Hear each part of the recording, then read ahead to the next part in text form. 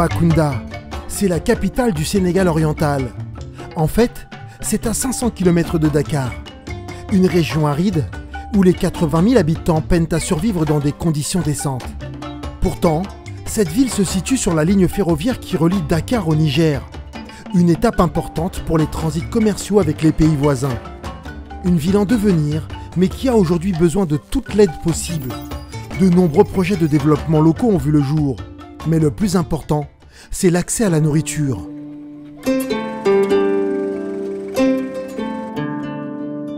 Aujourd'hui, là, au Sénégal, on est présent sur une opération alimentaire. Oui, aujourd'hui, le Sénégal, ce n'est pas le pays qui souffre le plus de la famine ou de guerre ou de la problématique des réfugiés. Une problématique que Life couvre dans plusieurs pays d'Afrique, sur la côte de l'Afrique ou au Moyen-Orient. Ceci dit, avec la crise du Covid, avec la pandémie mondiale, les inégalités se sont creusées ici au Sénégal. Il y a des gens qui font partie du secteur de l'informel, qui ont perdu leurs revenus, qui ont perdu la manière dont ils gagnaient leur vie au quotidien. Et ça s'est creusé, c'était déjà compliqué pour eux. Et aujourd'hui, on vient appuyer ces familles-là. Pour éviter une catastrophe annoncée au pays de la Teranga, l'ONG Life et l'association locale Ambekun ont mis en place une stratégie de distribution de nourriture à destination des plus démunis. Leur priorité, ce sont les enfants.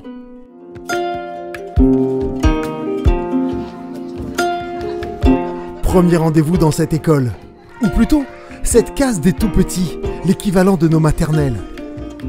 Ici, depuis 2 ans, les enfants sont pris en charge par des éducatrices qui veillent à les stimuler et leur donner toutes les clés pour intégrer le système scolaire officiel.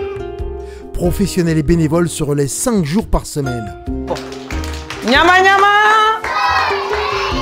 Mais ils font face à de nombreux problèmes. C'est la nutrition.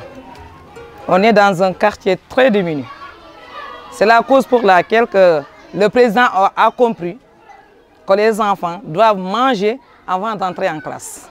Vous avez vu les tout petits, les 2 ans, ils ne font rien, mais ils ne font que manger, faire leurs besoins. Si l'enfant ne mange pas, il ne parviendra pas à apprendre. Alors pour leur venir en aide, Life a imaginé un kit alimentaire, mais pas de n'importe lequel. Dans ces sacs, des dizaines de kilos de riz, Bravo, bravo, bravo, bravo. Mais aussi de l'huile et du sucre. Des aliments de base qui vont permettre aux enfants de cette case des tout-petits de se restaurer. Ce que nous souhaitons, c'est que cette donation puisse couvrir, je ne sais pas combien de mois, peut-être 1 mois, 2 mois ou 3 mois, et qu'on revienne encore pour refaire la même chose. Et ça va aider les femmes, les enseignantes de la case, ça va aider les parents.